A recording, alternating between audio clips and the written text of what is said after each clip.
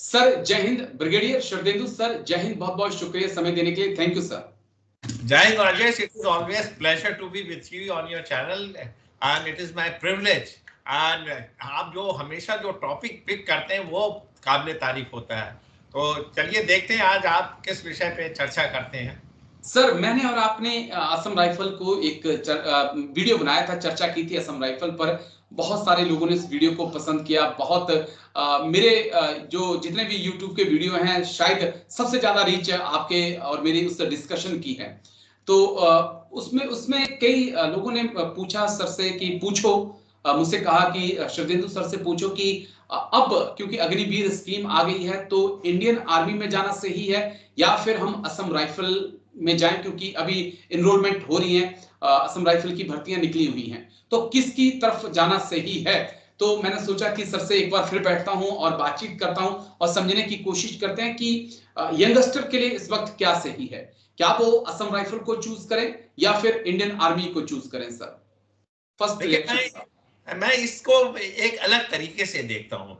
देखिए हर एक का इंडिविजुअल बेंट ऑफ माइंड होता है। आप किस तरीके की सर्विस करना चाहते हैं, आपके फिजिकल फिटनेस का क्या स्टैंडर्ड है, आपने कितनी पढ़ाई और कितनी अच्छे से की है और कैसी चीजों में आप तारतम्य कर लेते हैं। लेकिन एज ए यंगस्टर अगर आप नौकरी करना चाहते हैं आर्म फोर्सेस की, तो सारी सेनाएं, सारे सशस्त्र बल जो यूनिफॉर्म सर्विसेज हैं उसमें बड़ा मार्जिनल डिफरेंस है।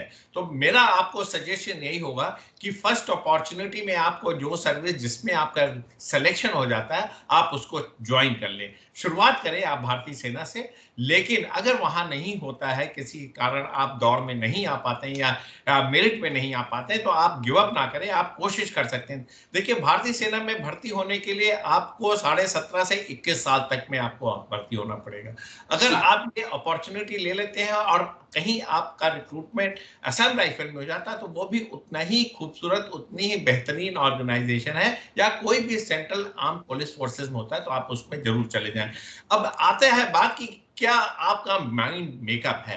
देखिए फौज में आने का सबसे बड़ा एडवांटेज ये होता है कि आप एक बटालियन में जाते हैं और एक बटालियन और जो इस रेजिमेंट का वो हिस्सा होती है उसके इथोस एंड ट्रेडिशन होते हैं, आप उसी के तहत काम करते हैं।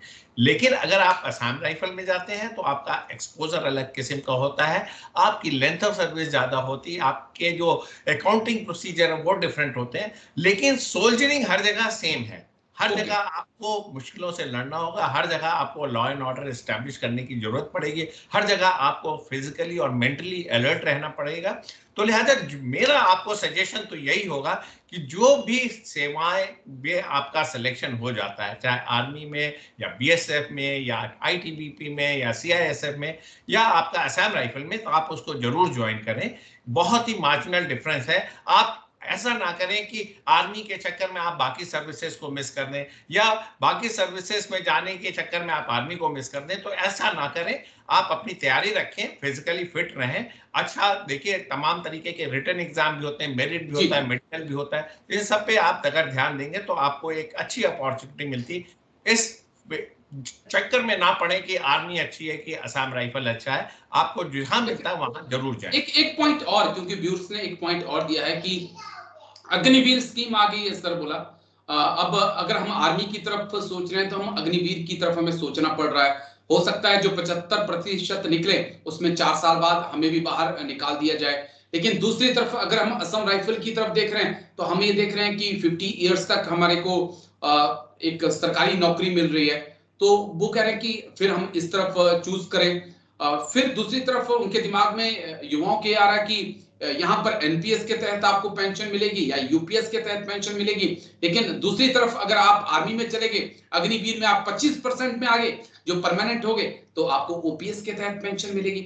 युवा काफी कंफ्यूज चल रहा है सर, इसलिए मैंने आज आपको बुलाया कि क्लियर करिए चीजों को थोड़ा सा। और सर तो मैं युवाओं को एक संदेश देना चाहूंगा, जब भी आप किसी आर्म फोर्सेस में जाने की सोचते हैं तो हमारे लिए पैसे का महत्व बहुत कम हो जाता है। जब हम अपनी जान की बाजी लगाते हैं तो हम उसमें ये नहीं देखते कि हमारे क्या प्रिविलेजेस हैं, क्या बेनिफिट्स हैं। ये सारी चीजें सरकार का काम है और हमारे अफसर और इस तरीके की जो संगठन है वो इस काम को देख लिया करते हैं। पहली चीज तो आपको एक माइंड मेकअप करना पड़ेगा कि आप सशस्त्र सेनाओं में जा रहे हैं। पैसा सेकेंडरी हो जाता है। लेकिन आपने ठीक कहा कि एक स्टेज पे आके इसकी इंपॉर्टेंस बनती है, और आज के जो युवा है वो जागरूक है, तो उनको देखना पड़ेगा। अगर आपको अपने ऊपर भरोसा है, अगर आप चाहते हैं कि आपने बहुत अच्छी ट्रेनिंग की, आपका फिजिकल फिटनेस हाई स्टैंडर्ड का, आप अलर्ट है, रोबस्ट है, डिसिप्लिन है, डेडिकेशन है, तो आप भारतीय सेना में जाइए और 99% आप टॉप 25% में आ जाएंगे। और आज की डेट में देखिए, अग्निवीर को भी रिवाइज करने की बात चल रही है। हो सकता है जब तक आप 4 साल की सर्विस करें, ये परसेंटेज बढ़ा के 50% कर दिया जाए। हो सकता है लेंथ ऑफ सर्विस आपकी बढ़ा दी जाए, तो वो भी अंडर रिव्यू चल रहा है। लेकिन नॉट विथस्टैंडिंग दैट, आप अग्निवीर में अगर जाते हैं तो उसमें कोई नुकसान नहीं है, उसके बेनिफिट्स हैं। अगर 4 साल बाद आप बाहर भी आते हैं तो आपको एक लमसम अमाउंट मिलता है और आपकी जॉब गारंटी है। जैसा कि बार बार हमारे प्रधानमंत्री ने कहा है कि अग्निवीर कोई बेकार नहीं जाएगा। लेकिन दूसरी तरफ देखिए, असम राइफल 60 साल की सर्विस गारंटीड है, तो एक नेचुरल ओरिएंटेशन आपका असम राइफल की तरफ बनता है। जॉब सिक्योर है, एक बार आप भर्ती हो गए तो 60 साल पे निकलेंगे, यानी कि आपकी जिंदगी पूरी पूरी पार। और जहां तक पेंशन का देखिए सवाल है, एनपीएस एक बुरी स्कीम नहीं है। उसमें आधा कुछ आप कंट्रीब्यूट करते हैं, कुछ इंटरेस्ट एक्यूमुलेट होता है, कुछ सरकार उसमें कंट्रीब्यूट करती है, तो अल्टीमेटली एक अच्छी पेंशन योजना है। और अगर आप इसकी शुरुआत जिस दिन आप भर्ती होते हैं उस दिन से कर लेते हैं, तो it is as good as getting the regular pension. तो आप उस चीज को ज्यादा ध्यान ना दें।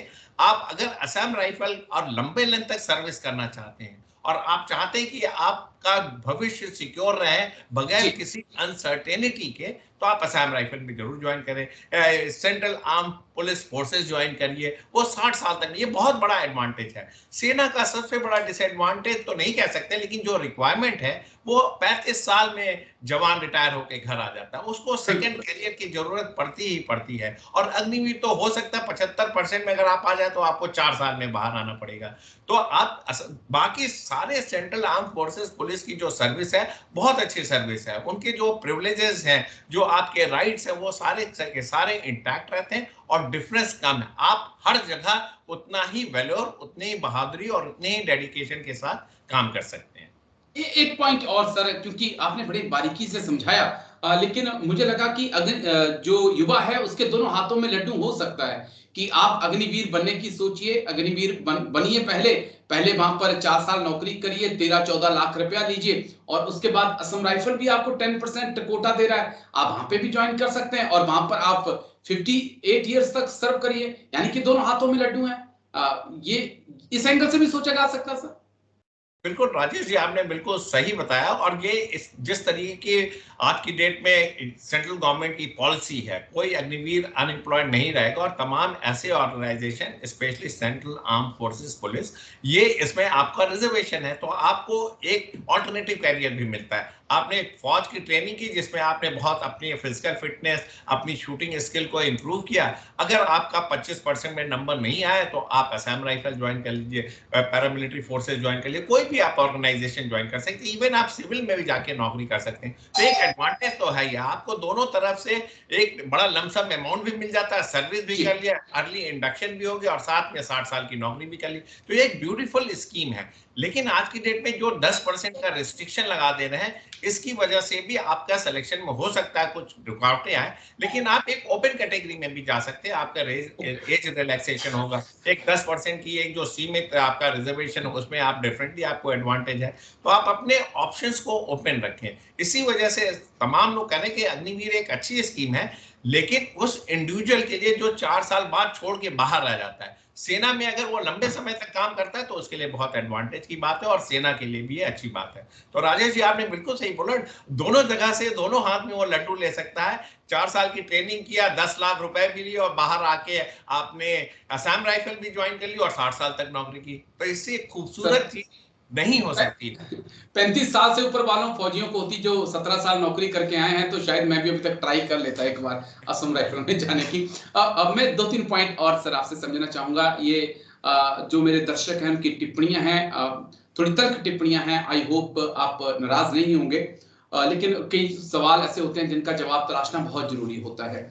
एक उनकी टिप्पणी ये है कि आर्मी का ही काम हम करते हैं, आरआर जो काम इस वक्त जम्मू कश्मीर में कर रही है, आतंकियों का सफाया कर रही है, जो कुछ कर रही है, वही काम असम राइफल जो है नॉर्थ ईस्ट में कर रही है। वहां पर बोला उनको एमएसपी मिलती है और यहाँ पर हमारे एमएसपी के नाम पर हाथ खाली रहते हैं। ये एक बड़ी नाराजगी जताई है सर कि काम एक है, ड्यूटी एक है, मिलिटेंसी के खिलाफ हम भी हैं। इवन तक जम्मू कश्मीर में भी कहा कि हम वहां पे भी लड़ रहे हैं, तो वहां पे एमएसपी मिल रही है, जवानों को बढ़कर मिलती है, बल्कि सीआई ऑपरेशंस का अलग अलाउंस होता है जब कोई यूनिट जाती है, लेकिन बोला हमारे लिए ऐसा कुछ नहीं है। देखिए, आपने बिल्कुल सही बोला। आज की डेट में एक सोल्जर जो असम राइफल में नौकरी कर रहा है वो अपना कंपैरिजन भारतीय सेना के सोल्जर से करता है। स्वाभाविक सी चीज है, इंटरनेट का जमाना है, इंफॉर्मेशन हर जगह मिल रही है और इस तरीके का उसकी जो डिमांड है काफी हद तक जायज है। लेकिन उसको एक चीज और ध्यान में रखना होगा, भारतीय सेना के जवानों की जो सुविधाएं हैं वह 17 साल के बाद पेंशन चला जाता है, 20 साल के बाद पेंशन चला जाता है, उसके प्रमोशन रिस्ट्रिक्टेड होते हैं, उसका सर्विस लेंथ कम होता है। इस वजह से उसको तमाम तरीके की सहूलियतें दी जाती है। अगर आप सारे के सारे वही पैरामीटर असम राइफल में भी लगाएंगे तो हमको लगता है कहीं ना कहीं आपका एक डिसएडवांटेज हो जाता है, क्योंकि आपका सर्विस लेंथ ड्रास्टिकली कम हो जाएगा। आप 35 या 38 साल की उम्र में पेंशन जाएंगे, बाद के देखिए आपके 22 साल कहां आप कैसे किस हालात में गुजारेंगे ये नहीं कहा जा सकता। और तमाम तरह के आज की डेट में एक्स सर्विसमैन जो जवान जाते हैं उनका यही एक सबसे बड़ा कंप्लेन रहता है कि उनको सूटेबल जॉब बाहर नहीं मिल पाती है, इतना इतना बड़ा पोटेंशियल अनएम्प्लॉयड रह जाता है। लिहाजा अगर असम राइफल एमएसपी चाहती है तो मेरा मानना है कि इसको कंसिडर किया जा सकता है। बात उनकी बिल्कुल जायज है। अगर वो ऑपरेशनली डिप्लॉयड है, ऑपरेशनल एक्शन कर रहे हैं और इस तरीके अपने बैरकों में नहीं है और ग्राउंड पे सीआईसीटी ड्यूटी कर रहे हैं तो डेफिनेटली उनको एमएसपी के एवज में कुछ ना कुछ कंपनसेशन मिलना चाहिए। इसके लिए मिनिस्ट्री ऑफ होम अफेयर को सोचना चाहिए और उनके अलाउंसेस ऐसे होने चाहिए कि उनको ऐसा ना लगे कि वो डिप्राइव्ड है। तो मैं आपके माध्यम से ये कहना चाहता हूं कि इनकी आवाज में दम है, जायज है आवाज, उनके लिए एक अलग किस्म का स्पेशल सर्विस अलाउंस आप इंट्रोड्यूस कर सकते हैं जिससे कि उनमें इस तरीके की भावनाएं ना आए। आर्म फोर्सेस में चाहे वो कोई भी हो, अगर सोल्जर के दिमाग में कीड़ा है तो वो अपना 100% आउटपुट नहीं दे सकता है। ये हमारे तमाम तरीके के पॉलिसी मेकर की जिम्मेदारी है कि वो उनकी सारी सहूलियतें, सारे अलाउंसेस को ध्यान रखें और एक तरीके की पैरिटी रखें, ऑपरेशनल रोल में डिफरेंस ना करें। और असम राइफल की अगर ये डिमांड है तो डेफिनेटली उसको मानी जानी चाहिए।